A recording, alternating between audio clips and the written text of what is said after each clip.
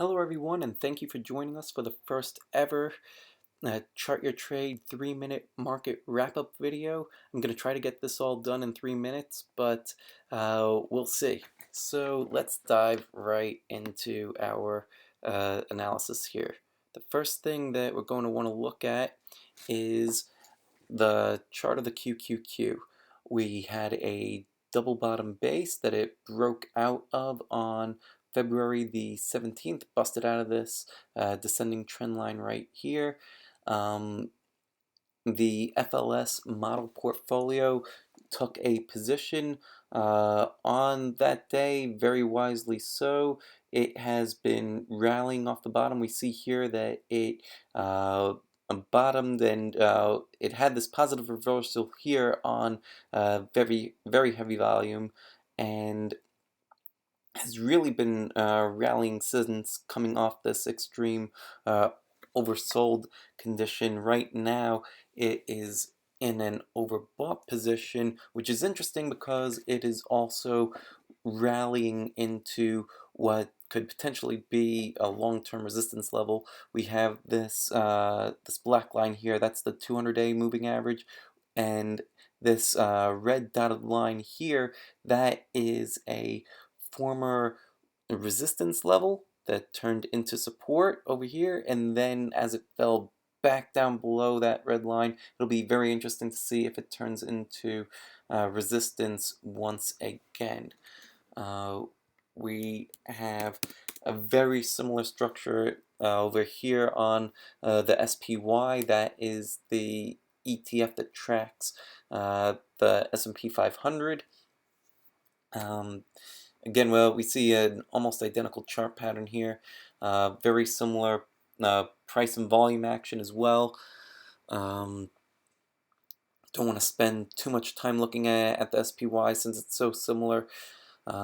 Let's move on to looking at the new highs versus new lows. So where I like to get the new high versus new lows is from this tool here called the Chart Your Trade Market Research Intelligence, or simply Chart Your Trade MRI. You can look at the new highs versus new lows here. We track them every day. I like to take this list and export it into Excel and create a chart of it for the entire year. So very quickly, what I'm seeing on this chart is a severe dry up in the number of new highs being made back in June, and a rapid expansion of the number of new lows being made at that time. If we go back to the chart of the QQQ, we could see over here that is pretty much when the NASDAQ started to flatten out, and then kaboom. So that's a technical term, by the way. So if we look back at this chart over here, the new lows, the new highs and new lows tend to be an advanced signal and it does this all the time, especially when you are monitoring the number of new highs versus new lows being made on a regular basis. You get a really good feel. What is troubling to me about this chart is we have a very similar dry up and then rapid expansion in the number of new lows being made, but it was far more severe this time than it was last time. And when we couple that with what the type of chart action that we're seeing, doesn't exactly bode very well for the indexes. This is the NYSE, same deal on the NASDAQ. Very rapid taper off of new highs, rapid expansion of new lows, and we see that again with greater severity in early January. So the next thing that I want to talk about with this Chart Your Trade MRI is the scanning part. I love this scanner. It runs all my scans for me simultaneously. So I custom built all these scans. Uh, Collectively, I'm scanning for 65 different criteria. We wrote a blog post about it. You could look for the blog post on Chart Your Trade. It's called How to Scan for the Best Growth Stocks. Very good article.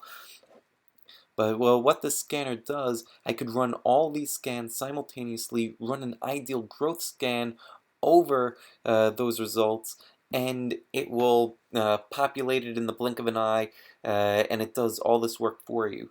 What's significant about this in relation to market health is that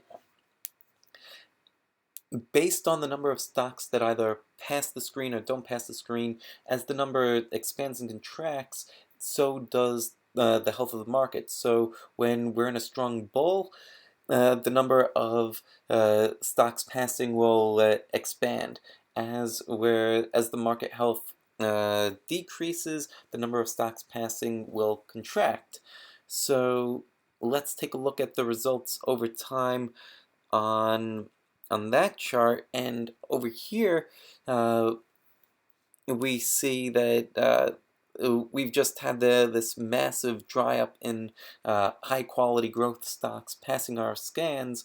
So in addition to this being a reflection of market health, just in our own methodology, there's not really that much to trade.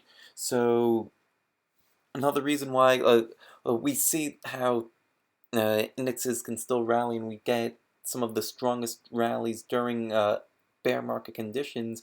Playing the ETFs is a really great way to capture those because it helps mitigate risk, and it's a much cleaner pattern versus some of what we've seen, or really the non-existent leadership in the market. So I think I'm way over the 3 minutes that originally wanted to spend. So I want to thank you for tuning in. Please like and share this video. The more likes and shares we get, the more views we get, the more often we'll do these market wrap-up videos. We may need to change the title to maybe a 6 or 7 minute video. Not quite sure what time we're at, but I want to thank you again for tuning in. Oh, and before you leave us, try out the Chart Your Trade MRI. Go to ChartYourTrade.com. You could try it out free for a month. Just go to the marketplace, check it out. And again, thank you so much for watching, and we'll see you next time.